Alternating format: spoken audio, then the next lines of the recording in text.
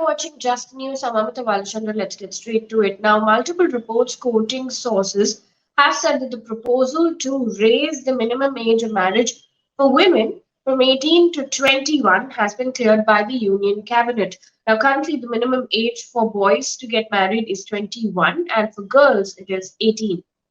Now, Prime Minister Modi had earlier made a mention of this proposal during his Independence Day speech last year. In his speech, Prime Minister Modi had said, and I quote, "This government is constantly concerned about the health of daughters and sisters.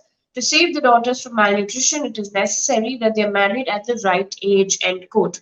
Now, according to the Indian Express, which is quoted sources, it says Wednesday's clearance is based on recommendations submitted to Niti Aayog on December 2020 by the Centre's task force headed by Jaya Jaitley, which was constituted to examine, and I quote, matters pertaining to age of motherhood, imperatives of lowering maternal mortality rate, improvement of nutritional levels, and related issues, end quote.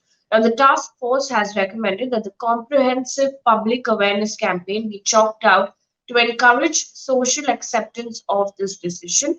It has also sought access to schools and universities for girls, including transportation in the case of educational institutes in far-flung areas. On to Omicron updates in the country right now. New Delhi has reported 4 new cases. Now the total count has gone up to 10. India's total tally in the meantime has increased to 77. In the meantime, the centre revised new COVID-related rules for travellers entering India. Under the new norms, RT-PCR tests are mandatory for the passengers arriving from at-risk countries, and they are allowed to leave the airport only after the results come. Now, India has reported 7,974 new COVID cases and 343 deaths in the last 24 hours. Also in the news, according to PTI, the proposed anti-conversion bill that the Karnataka government is likely to introduce in the winter session of the parliament is expected to have penal provisions. Now, the report has said that it may also insist that those who wish to convert to another faith file an application before the Deputy Commissioner 2 months before. Now, speaking to Deccan Herald, Home Minister Aragap Nyanendra has said the bill will likely be tabled next week and that penal clauses will be invoked subsequently to imprison those converting people.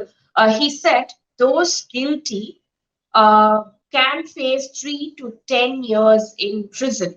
Now, the minister also went on to say that the bill will bring in transparency in religious conversions. State Congress President D.K. Kumar, in the meantime, has said his party is completely opposed to the proposed anti-conversion bill, calling it anti-constitutional, and warned that it will be detrimental to the interest of the state. In the meantime, E. Sridharan, popularly known as Metro Man, announced that he's quitting active politics. Speaking to Mathrubhumi, he said, and I quote, "Though I'm quitting active politics, it doesn't mean that I'm completely leaving politics. I'm 90 years old. Entering politics at this age is still a dangerous game. I had a good hope when I first entered politics. Currently, there is no passion left for me in active politics," end quote. He further said that he was never a politician but a bureaucrat. In February this year, he joined BJP before the Kerala Assembly polls and contested from Palakkad seat but lost. Meanwhile, Goa Urban Development and Social Welfare Minister Milind Naik resigned from ministership on Wednesday evening hours after Congress leaders in the state named him in a sex scandal.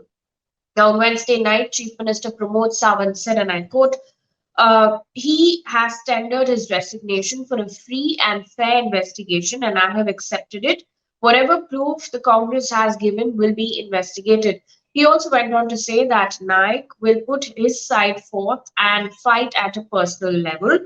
He said, and I quote, the allegations made against him are personal, and what he will do about it will be a subject of his personal decision.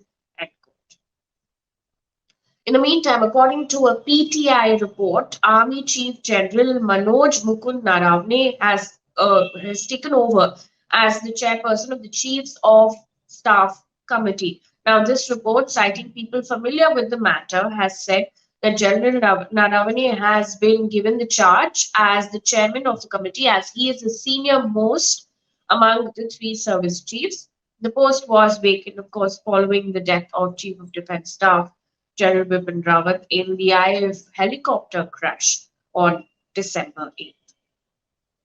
Also, according to PTI, Kerala's Valuseri government girls higher secondary school has introduced gender neutral uniforms to promote equality in school students. Now, both girls and boys will wear pants and a shirt. Now, Kerala's higher education minister R. Bindu termed that it is a radical step forward.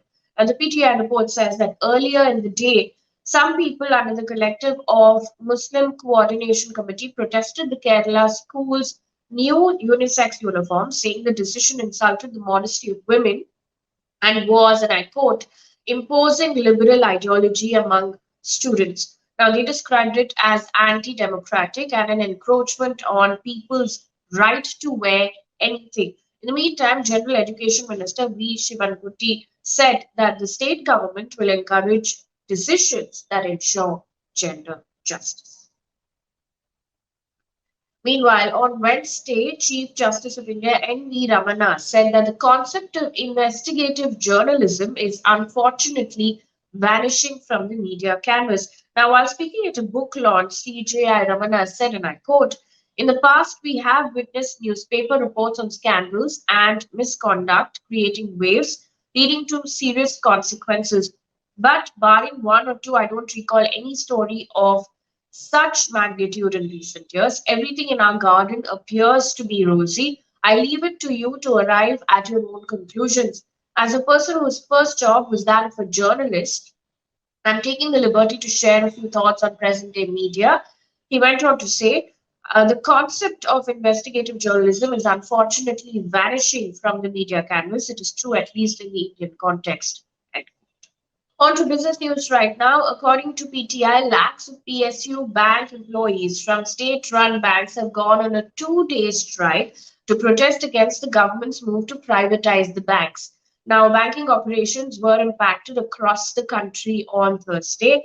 The two-day strike will be held on the 16th of December and the 17th of December. This comes after the centre has decided to introduce the Banking Laws Amendment Bill 2021 during the ongoing winter session of the Parliament.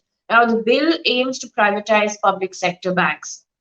United Forum of Bank Union, an umbrella body of 9 bank unions, including All India Bank Officers Confederation, All India Bank Employees Association, and National Organization of Bank Workers. These unions have given the strike call. Now, several banks, including the SBI, have cautioned their customers about delay in banking services like check clearances and fund transfer. The employees and trade unions had started a protest campaign, Bank Bachao, Desh Bachao, at Jantar Mantar in New Delhi on the 1st of December. And on to international news right now. Japan PM has said that he has no plans to attend the Olympics. However, he did not clarify if other officials would attend.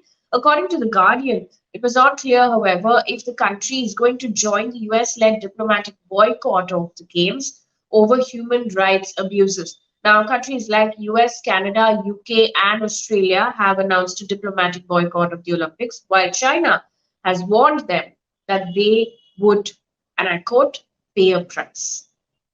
And one piece of good news before we wrap things up here, according to PTI, the UNESCO has accorded heritage status to Kolkata's Durga Puja festival on Wednesday. In a tweet confirming this, UNESCO has said, and I quote, Durga Puja in Kolkata has just been inscribed on the intangible heritage list. Congratulations, India, end quote. Now, while Prime Minister Modi hailed UNESCO's decision, West Bengal Chief Minister Mamata Banerjee said that Durga Puja was not just a festival, but an emotion. That brings us to the end of this bulletin. Thank you so much for watching.